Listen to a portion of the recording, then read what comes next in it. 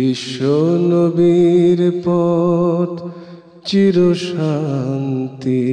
পথ, অশান্ত বিশ্বে তুমি রহমত। এসো তাই মেধা মননে জেনে নি। আসসালামু আলাইকুম ওরহমতুল্লাহি ওবরাকাতু। বিসমিল্লাহ আলহামদুলিল্লাহ ওয়াসসালাতু ওয়াসসালামু আলা আতাম্মানিল আকমালানিল মুতালাজিমান ওয়া আলা আলিহি ওয়া সাহবিহি আজমাইন, আম্মা বাদ। সুপ্রিয় দর্শক, যারা এই মুহূর্তে সম্পৃক্ত আছেন, দেখছেন আমাদেরকে এনটিভির সাপ্তাহিক নিয়মিত আয়োজন দারসে হাদিস। আজকে আমরা ইনশাআল্লাহ দারসে হাদিসের রিয়াদুস সালেহিন থেকে ন্যায়পরায়ণ শাসকদের বিষয়ে রাসূলুল্লাহ সাল্লাল্লাহু আলাইহি ওয়াসাল্লাম যে শুভ সংবাদ দিয়ে গিয়েছেন, সেখান থেকে ইনশাআল্লাহ আমরা আলোচনা করব। প্রথমেই কোরআনুল কারীম আল্লাহ সুবহানাহু ওয়া তাআলা বলছেন, বা'দা আউযু বিল্লাহি মিনাশ শাইতানির রাজীম, বিসমিল্লাহির রহমানির রহিম, ইন্নাল্লাহা ইয়া'মুরু বিল আদলি ওয়াল ইহসান। আল্লাহ রাব্বুল আলামিন ন্যায়পরায়ণতার ব্যাপারে নির্দেশ প্রদান করেছেন, সদাচরণের ব্যাপারে আল্লাহ তাআলা নির্দেশ দিয়েছেন। এরপরেই আল্লাহ সুবহানাহু ওয়া তাআলা কোরআনুল কারীমের সূরা হুজরাতের ৯ নং আয়াতে কারিমাতে আল্লাহ তাআলা বলছেন, ওয়া আকসিতু ইন্নাল্লাহা ইউহিব্বুল মুকসিতিন। তোমরা ন্যায়পরায়ণ হও। আল্লাহ তাআলা ন্যায়পরায়ণদেরকে আল্লাহ তাআলা মহাব্বত করেন, পছন্দ করেন। আমরা বিখ্যাত একটি হাদিস অনেকেই আমরা শুনেছি, আবারও আমরা স্মরণ করিয়ে দিচ্ছি। আবু হুরায়রা রাদিয়াল্লাহু তাআলা আনহু থেকে বর্ণিত হাদিস। তিনি বলছেন, সাবআতুন ইউযিল্লুহুমুল্লাহু ফি যিল্লিহি ইয়াউমা লা যিল্লা ইল্লা যিল্লুহ। 7 ব্যক্তিকে আল্লাহ রাব্বুল আলামিন আরশে আযীমের নিচে ছায়া দান করবেন, যেদিন কোনো ছায়া থাকবে না। বিভীষিকাময় যে পরিস্থিতিতে সন্তান তার মা বাবাকে ভুলে যাবে, এত কাছের এত আপন মা বাপ যেদিন ভুলে যাবে, কেউ কারো জন্য যখন কোনো কাজে আসবে না, ইয়াউমা লা ইয়ানফাউ মালু ওয়ালা বানুন ইল্লা মান আতাল্লাহা বিকলবিন সালিম। যেদিন শুধুমাত্র আপনার নিজের আমল, আল্লাহর রহমতই শুধু কাজে লাগবে, সেই কঠিন সময়ে আল্লাহ সুবহানাহু ওয়া তাআলা এমন কিছু বান্দাদেরকে তার নিজস্ব আদরে, নিজস্ব কুদরতে, যেদিন শুধু আল্লাহর ছায়া থাকবে, সেই ছায়াতলে আল্লাহ তাআলা আশ্রয় দিবেন। সে ব্যক্তিদের মধ্য থেকে অন্যতম হচ্ছে ইমামুন আদিল, ন্যায়পরায়ণ শাসক যে হবে, যে তার শাসন কার্য সততার সাথে, নিষ্ঠার সাথে আদায় করবে। আল্লাহ সুবহানাহু ওয়া তাআলা তাকেই কিন্তু আরশে আযীমের নিচে আল্লাহর নিজস্ব ছায়াদানে সেদিন আল্লাহ তাআলা হেফাজত করবে। পরিস্থিতিটা আরেকটু বলা উচিত, সেই দিনের অবস্থাটা এমন হবে যে সূর্য মানুষের মাথার উপরে চলে আসবে, কা মিকদারি মিলিন। হাদিসের মধ্যে আসছে, একটা শলাকা পরিমাণ দূরত্বে সূর্যটা চলে আসবে। মানুষের নাড়িবুড়িগুলো টকবক করতে থাকবে, সেই তাপে মানুষের মগজগুলো টকবক করতে থাকবে। পিছনে রাস্তা দিয়ে মানুষের মগজ, নাড়িবুড়িগুলো বের হয়ে যাবে। সেই এহেন বিভীষিকাময় পরিস্থিতির মধ্যে নবীজি সাল্লাল্লাহু আলাইহি ওয়াসাল্লাম যাদেরকে ছায়াদানের কথা বলেছেন, তাদের মধ্যে প্রথমেই নবীজি সাল্লাল্লাহু আলাইহি ওয়াসাল্লাম বলেছেন, ইমামুন আদিল, ন্যায়পরায়ণ শাসক যিনি হবেন, আল্লাহ তাআলা তাকে কিন্তু আরশে আযীমের নিচে ছায়াদান করবেন। এরপরে আমরা যদি দেখি, দ্বিতীয় যাকে ছায়াদান করা হবে, সে হচ্ছে শাবুন নাশাআ ফি ইবাদাতিল্লাহ। যে যুবক তার যৌবনকালটা আল্লাহ সুবহানাহু ওয়া তাআলার জন্য ব্যয় করেছে, এমন যুবককে নবীজি সাল্লাল্লাহু আলাইহি সাল্লাম বলছেন, আল্লাহ তাআলা আরশে আযীমের নিচে ছায়াদান করবেন। আরশে আযীমের নিচে ছায়াদান করবেন যে যুবককে, সে যুবকের দাম সেদিন কত বেড়ে যাবে। আসলে যৌবনের সময়টাতে সবাই তাকিয়ে থাকে চেহারার দিকে, আপনার সৌন্দর্য কেমন, এই সৌন্দর্যের দিকে তাকিয়ে থাকে সবাই। আর আল্লাহ সুবহানাহু ওয়া তাআলা আমাদের যৌবনের ইবাদতের দিকে আল্লাহ তাআলা তাকিয়ে আছেন। যুবকরা কতটুকুন আল্লাহকে ডাকছে, কতটুকুন আল্লাহকে ভয় করছে। এই যৌবনকালটাকে যদি আল্লাহর ভয়ের মধ্যে কেউ কাটায়, এই যুবকদেরকে আল্লাহ তাআলা ডেকে ডেকে সেদিন ব্যতিক্রম ধর্মী বানিয়ে আল্লাহর আরশে আযীমের নিচে ছায়াদান করবেন। এজন্য নবীজি সাল্লাল্লাহু আলাইহি সাল্লাম বারবার সাহাবায়ে কেরামদেরকে বলতেন যে তোমরা তোমাদের নিজেদেরকে ব্যতিক্রম বানাও।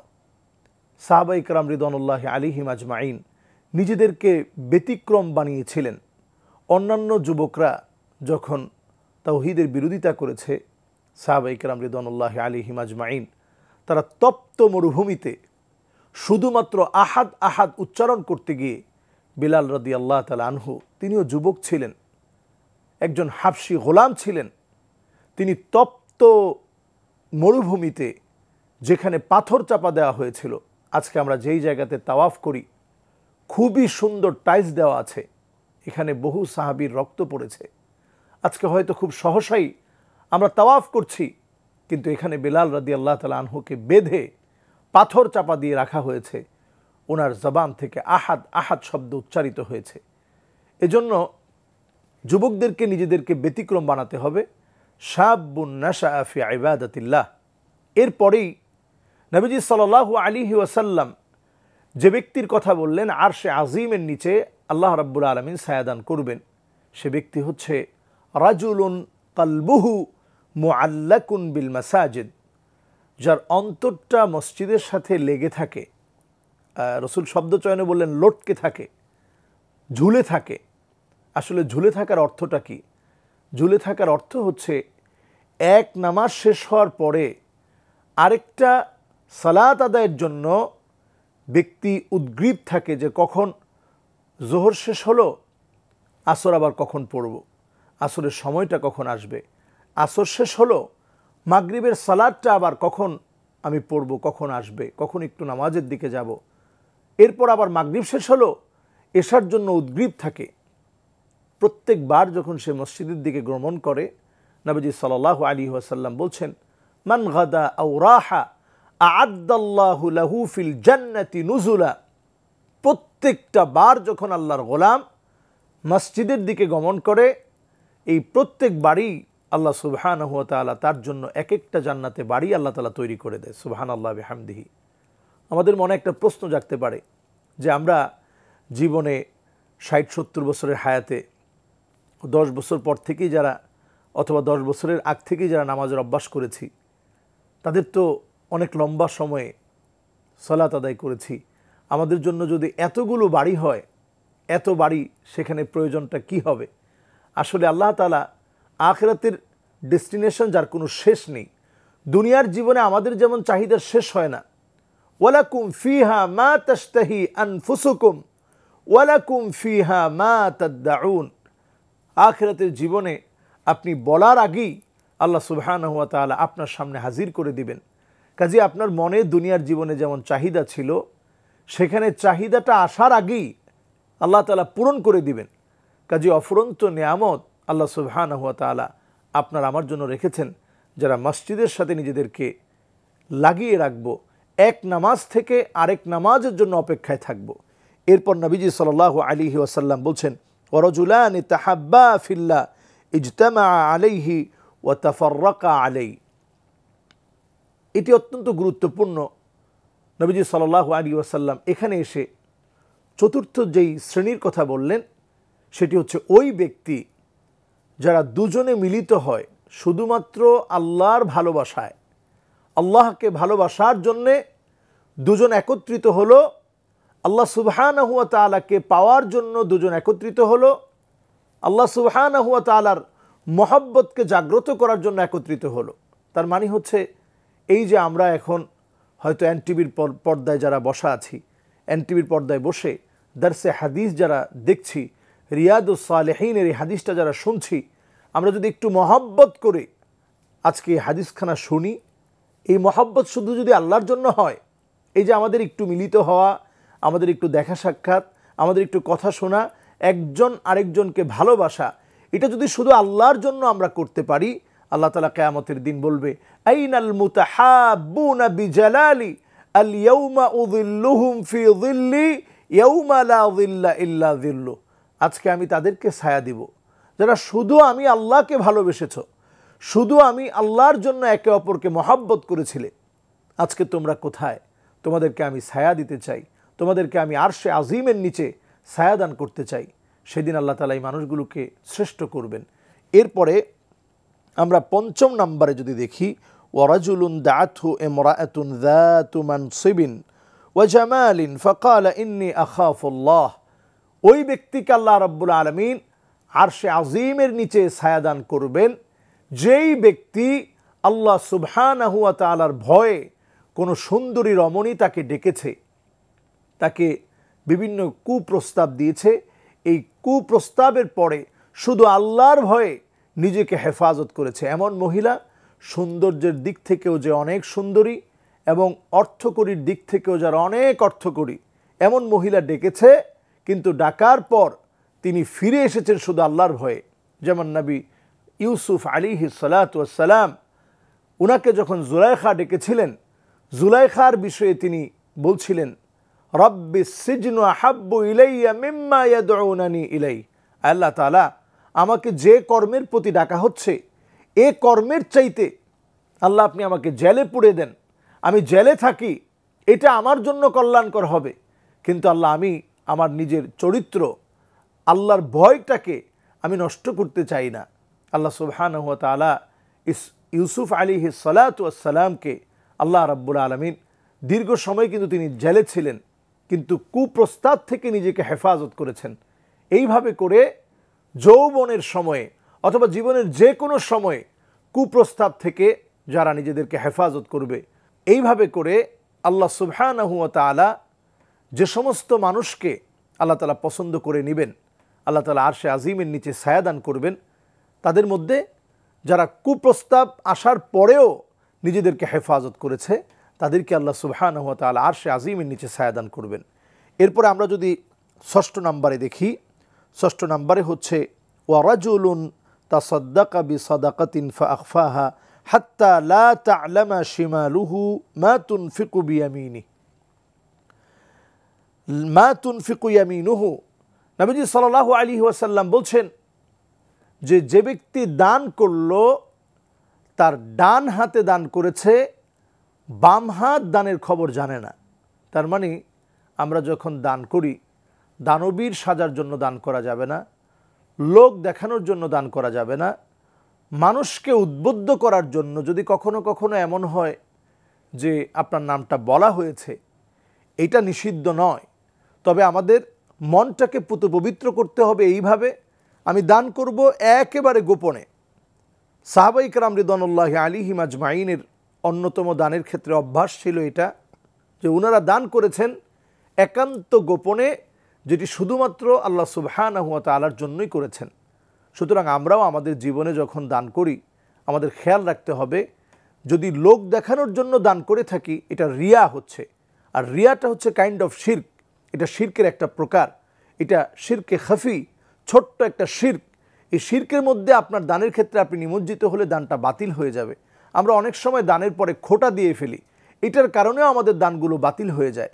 কারণ কোরআন কারীমে আল্লাহ তাআলা বলছেন কওলুম মা'রুফিন, তুমি যদি পারো একটু সুন্দর কথা বলো, আর সুন্দর কথা না বলে আপনি দান করলেন, একটু পরেই ইয়াতবাউহা আযা, আপনি মানুষকে কষ্ট দেওয়ার জন্য খোটা দিলেন, অথবা 1 মাস 2 মাস 3 মাস 4 মাস পরে আপনি খোটা দিলেন, কিন্তু এই খোটা দেওয়ার কারণে দানের সওয়াবটা নষ্ট হয়ে যাবে। আমরা অনেক সময় ওই ব্যক্তির কাছে খোটা দিই না, হয়তো আমাদের কোনো আত্মীয়কে আমরা দান করেছি, আমরা পরে পরিবারের মধ্যে বসে দেখো এই লোকটাকে দান করলাম, এই লোকটা কত বড় নিমুখ হারাম, সে কিন্তু আমার খেয়ে, আমি তাকে দান করেছি, আমি তার সব বিপদে আপদে তাকে টাকা দিই, পয়সা দিই, কিন্তু লোকটা আমার সাথে কি ব্যবহার করলো, লোকটা আমার সাথে কেমন আচরণ করলো, আমি টাকা না দিলে তো লোকটা চলতে পারে না, এই জাতীয় কথা কিন্তু আমরা সহসাই বলে ফেলি, আমাদের দানগুলো নষ্ট হয়ে যায়। খেয়াল রাখতে হবে, লা ইউকাল্লিমুহুমুল্লাহ ওয়ালা ইউযাক্কিহিম ওয়ালা ইয়ানজুরু ইলাইহিম, আল্লাহ রাব্বুল আলামিন কিয়ামতের দিন কিছু মানুষের দিকে তাকাবেন না, দয়া দেখাবেন না, কথাও বলবেন না। আল্লাহ তাআলা যদি না তাকান, আল্লাহ তাআলা যদি দয়া না দেখান, আল্লাহ তাআলা যদি মায়া না দেখান, আল্লাহ তাআলা যদি কারো দিকে রহমতের দৃষ্টিপাত না করেন, ওই লোকটার সেদিন যাওয়ার কোনো জায়গা নাই। যাদের দিকে আল্লাহ তাআলা তাকাবেন না তাদের মধ্যে অন্যতম হচ্ছে ওই ব্যক্তি যে কোনো কিছু দেওয়ার পরেই খোটা দেয়। এরপরে আমরা রাসূলুল্লাহ সাল্লাল্লাহু আলাইহি সাল্লামের যে হাদিস থেকে কথা বলছি, সর্বশেষ যে ব্যক্তির দিকে কিয়ামতের দিন আল্লাহ সুবহানাহু ওয়া তাআলা রহমতের দৃষ্টিতে তাকাবেন, আরশে আযীমের ছায়াতলে আল্লাহ তাআলা যাকে জায়গা করে দিবেন, সে ব্যক্তি হচ্ছে রাজুলুন যাকারাল্লাহ ফাফাদাত আইনাহ। যে লোকটা রাজুলুন যাকারাল্লাহ খালিয়ান ফাফাদাত আইনাহু, যে লোকটা একা একা জিক্র করার পরে, আল্লাহকে স্মরণ করার পরে, আল্লাহ সুবহানাহু ওয়া তাআলা যে জিক্রগুলো পছন্দ করেন এমন কিছু জিকির করার পরে আল্লাহ সুবহানাহু ওয়া তাআলার গোলাম একা একা বসে আল্লাহর জন্য ফাফাদাত আইনাহু, তার অশ্রু সিক্ত হয়ে যায়, তার চোখটা বিঁধে যায়, তার চোখ দিয়ে অশ্রু ঝরে। এমন যখন হয়, নবীজি সাল্লাল্লাহু আলাইহি ওয়াসাল্লাম বলছেন এই ব্যক্তিকে আল্লাহ তাআলা খুব পছন্দ করেন, খুব মহাব্বত করবেন এবং আরশে আজিমের নিচে আল্লাহ সুবহানাহু ওয়া তাআলা তাকে জায়গা করে দিবেন। আমরা 7 জন ব্যক্তির ব্যাপারে এই হাদিস থেকে জানলাম। এই হাদিসটি মুত্তাফাকুন আলাই, যেটি বুখারীতেও এসেছে, মুসলিমেও এসেছে। বুখারী এবং মুসলিম কোরআনুল কারীমের পরে আসাহুল কিতাব বা'দা কিতাবিল্লাহ, আল্লাহর কোরআনের পরে সবচেয়ে অথেন্টিক, সবচেয়ে নির্ভরযোগ্য হাদিস গ্রন্থ হচ্ছে বুখারী, এরপরেই হচ্ছে মুসলিম। এই যে হাদিসটি এখন আমরা বললাম, এই হাদিসটি বুখারীতেও আসছে, মুসলিমেও আসছে। আর লু'লুউল মারজান ফি মাত্তাফাকা আলাইহি শাইখান, ইমাম বুখারী মুসলিম যে হাদিসগুলোর ব্যাপারে ঐকমত পোষণ করেছেন, এই হাদিসের আবার একটি নির্ভরযোগ্য গ্রন্থ করা হয়েছে আর লু'লুউল মারজান ফি মাত্তাফাকা আলাইহি শাইখান, সেখানেও এই হাদিসটি উদ্ধৃত হয়েছে। আমরা এই হাদিসটি নিয়ে কথা বললাম। এরপরে আমরা আরও একটি হাদিস শোনাতে চাই, আব্দুল্লাহ ইবনে আমর ইবনে আস রাদিয়াল্লাহু তাআলা আনহুমা থেকে বর্ণিত। তিনি বলেন, ক্বালা ক্বালা রাসূলুল্লাহি সাল্লাল্লাহু আলাইহি ওয়াসাল্লাম ইন্নাল মুকসিতিনা ইনদাল্লাহ আলা মানাবিরি মিন নূর। আল্লাহ সুবহানাহু ওয়া তাআলা কিয়ামতের দিন যখন ফয়সালা করবেন, ঠিক সেই সময়ে আল্লাহ রাব্বুল আলামিনের নূরের একটা মিম্বার থাকবে, সেই নূরের মিম্বারে আরোহণ করবে ন্যায়পরায়ণ শাসক যারা, তারা সেখানে আরোহণ করবে। এরপরে নবীজি সাল্লাল্লাহু আলাইহি সাল্লাম বলছেন, আল্লাযীনা ইয়াদিলুনা ফি হুকমিহিম ওয়া আহলিহিম ওয়া মা ওয়ালু, এমনকি যদি তাকে অন্য কোনো ক্ষমতা দেওয়া না হয়, রাষ্ট্র পরিচালনার দায়িত্ব দেওয়া নাও হয়েছে, কিন্তু আপনাকে আপনার ঘর পরিচালনার দায়িত্ব দেওয়া হয়েছে। কুল্লুকুম রাইন ওয়া কুল্লুকুম মাসউলুন আন রাইয়াতিহি, প্রত্যেকেই কিন্তু দায়িত্বশীল, হোক সে তার পরিবারের ব্যাপারে, হোক সে অফিসের ব্যাপারে। আপনি যেই প্রতিষ্ঠানে চাকরি করছেন সেই প্রতিষ্ঠানে আপনি একটা বড় চেয়ারে আছেন, এই বড় চেয়ারে থেকে আপনার অধীনস্থ যারা আছে তাদের সাথে আপনি ন্যায়পরায়ণ হলেন কি না, এটি হচ্ছে দেখার বিষয়। নবীজি সাল্লাল্লাহু আলাইহি সাল্লাম বললেন, এমনকি তার পরিবারের ব্যাপারেও সে যখন ন্যায়পরায়ণ শাসক হবে, এই ন্যায়পরায়ক শাসকদের জন্যই আল্লাহ সুবহানাহু ওয়া তাআলা আল্লাহর জান্নাতের সুউচ্চ নূরের তৈরি মিম্বারের মধ্যে এই ন্যায়পরায়ণ শাসকরা অবস্থান করবে। এরপরে নবীজি সাল্লাল্লাহু আলাইহি ওয়াসাল্লাম আরও একটি হাদিসে প্রশংসা করেছেন এইভাবে, খিয়ারু আইম্মাতুকুম আল্লাযীনা তুহিব্বুনাহুম ওয়া ইউহিব্বুনাকুম, তোমাদের শাসকদের মধ্যে শ্রেষ্ঠ শাসক হচ্ছে তারা যাদেরকে তোমরা ভালোবাসবে এবং তারা তোমাদেরকে ভালোবাসবে, এরা হচ্ছে শ্রেষ্ঠ শাসক। এরপরে নবীজি সাল্লাল্লাহু আলাইহি সাল্লাম বলছেন, ওয়া তুসাল্লুনা আলাইহিম ওয়া ইউসাল্লুনা আলাইকুম, তাদের জন্য তোমরা দোয়া করবে, তারা তোমাদের জন্য দোয়া করবে।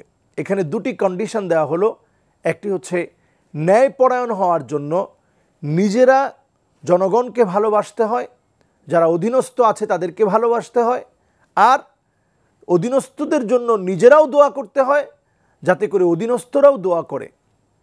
সাহাবায়ে কেরাম ঠিক এমনটাই ছিলেন। আবু বকর রাদিয়াল্লাহু তাআলা আনহু যখন খলিফা হলেন, তখন তিনি বললেন, ইন্নী উল্লিতু আলাইকুম ওয়া লাস্তু বিখাইরিকুম, আমি তোমাদের নেতা নির্বাচিত হয়েছি, কিন্তু আমি তোমাদের চাইতে সেরা না, আমি যদি কোনো ভুল করি আমাকে সোজা করে দিবে। ওমর রাদিয়াল্লাহু তাআলা আনহু যখন খলিফা হলেন, তিনিও একই কথা বললেন যে আমি যদি কোনো ভুল করি আমাকে শুধরে দিবে, সোজা করে দিবে। কোনো একটা ঈদের আগের ঘটনা এমন, ওমর রাদিয়াল্লাহু তাআলা আনহু যখন খলিফা ছিলেন, ওনাকে বলা হলো যে আমাদের জন্য নতুন জামা নাই হলো, এতে কোনো আফসোস নেই, কিন্তু আমাদের বাচ্চার জন্য একটা নতুন জামা আনা হোক। ওমর রাদিয়াল্লাহু তাআলা আনহু বললেন, ওনার অপারগতা পেশ করে বললেন যে আমার দ্বারা তো সম্ভব না, আমি একটা নতুন জামা কেমন করে কিনে দেব।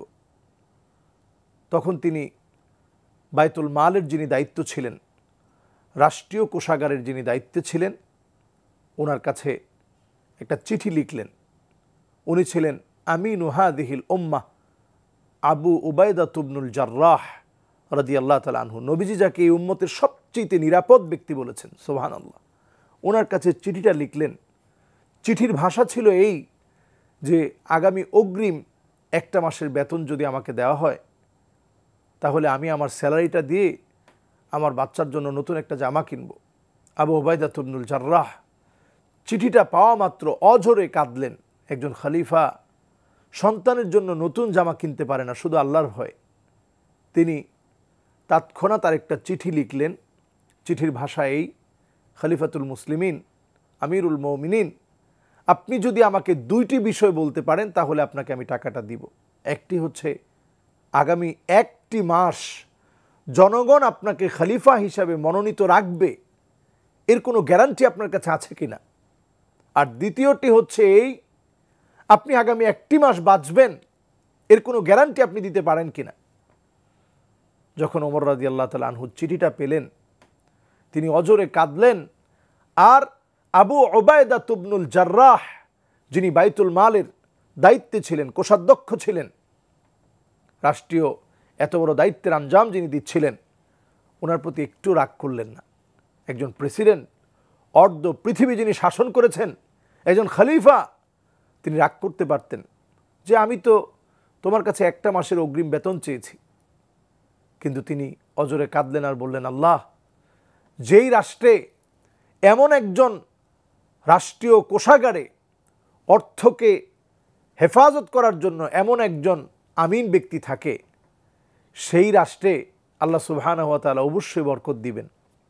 এই জন্য তারা বরকত পেয়েছেন। তো আমরা রিয়াদুস সালেহীনের যে হাদিস থেকে আমরা কথা বলছিলাম, এই হাদিসে নবীজি সাল্লাল্লাহু আলাইহি সাল্লাম সেটাই বললেন যে আপনার জন্য যদি দোয়া করে তাহলে আপনি শ্রেষ্ঠ একজন শাসক। এরপরে নবীজি সাল্লাল্লাহু আলাইহি সাল্লাম বললেন, ওয়া শিরারু আইম্মাতিকুম আল্লাযীনা তুবগিদুনাহুম ওয়া ইউবগিদুনাকুম, আর তোমাদের মধ্যে নিকৃষ্ট শাসক হচ্ছে তারা যাদেরকে জনগণ অপছন্দ করে, আবার জনগণকেও তারা অপছন্দ করে। আর ওয়া তালআনুনাহুম ওয়া ইয়ালআনুনাকুম, আর জনগণের জন্য তারাও কখনো দোয়া করে না, জনগণও তাদের জন্য কখনো দোয়া করে না। এরা নিকৃষ্ট শাসক। এরপরে নবীজি সাল্লাল্লাহু আলাইহি সাল্লাম বলছেন, ক্বালা কুলনা ইয়া রাসূলাল্লাহ আফালা নুনাবিযুহুম, ক্বালা লা মা আকামু ফীকুমুস সালাহ, লা মা আকামু ফীকুমুস সালাহ। দুইবার রাসূল কথাটা বললেন। সাহাবায়ে কেরাম বললেন, ইয়া রাসূলাল্লাহ, তাহলে কি তাদের বিরুদ্ধে আমরা লড়াই করব না, যারা কখনো আমাদের জন্য দোয়া করবে না, আমাদেরকে পছন্দ করবে না, এমন ব্যক্তিদের বিরুদ্ধে কি আমরা লড়াই করব না? আল্লাহর হাবিব বললেন, না, যতক্ষণ তারা নামাজ প্রতিষ্ঠা করার জন্য চেষ্টা করছে ততক্ষণ তোমরা তাদের বিরুদ্ধে লড়াই করবে না। যতক্ষণ তারা নামাজ প্রতিষ্ঠা করার চেষ্টা করবে ততক্ষণ তোমরা তাদের বিরুদ্ধে লড়াই করবে না। কাজেই ন্যায়পরায়ণ হওয়া এটি অত্যন্ত গুরুত্বপূর্ণ। আল্লাহর আরশে আজিমের ছায়া পাওয়ার জন্যে, আল্লাহর নৈকট্য অর্জনের জন্য ন্যায়পরায়ণ হওয়া এটি একটি বড় ইবাদত, যে ইবাদতের কারণে আপনি আল্লাহর জান্নাতের সুউচ্চ আসনে আপনি আদিষ্ট হতে পারবেন। আল্লাহর জান্নাতের নূরের মিম্বারের মধ্যে আল্লাহ তাআলা আপনাকে আদিষ্ট করবেন। রাসূলুল্লাহ সাল্লাল্লাহু আলাইহি ওয়াসাল্লাম বারবার ন্যায়পরায়ণ হওয়ার কথা বলেছেন এবং রাসূলুল্লাহ সাল্লাল্লাহু আলাইহি ওয়াসাল্লাম বলছেন, যদি তোমাদের কারো উপরে আমার ব্যাপারে কোনো ক্ষোভ থাকে, ফালিয়াক্তাসা মিন্নি ক্বাবলাল কিসাস ইয়াউমাল কিয়ামা, এখনই আমার উপরে প্রতিশোধ নিয়ে নাও। সুতরাং আল্লাহ তাআলা আমাদের প্রত্যেককে ন্যায়পরায়ণ বানাক, আমাদের পরিবারের ব্যাপারে যত্নশীল আল্লাহ তাআলা আমাদেরকে বানাক, রাষ্ট্রের ব্যাপারে দায়িত্বের ব্যাপারে যত্নশীল আল্লাহ তাআলা বানাক। আজ এই পর্যন্ত, ইনশাআল্লাহ আবারও দেখা হবে, কথা হবে। সেই পর্যন্ত আল্লাহ তাআলা আমাদেরকে ভালো রাখুক, সুস্থ রাখুক, রাখুক নিরাপদে। আসসালামু আলাইকুম ওয়া রাহমাতুল্লাহি ওয়া বারাকাতুহু। চিরশান্তির পথ অশান্ত বিশ্বে তুমি রহমত, এসো তাই মেধা মনন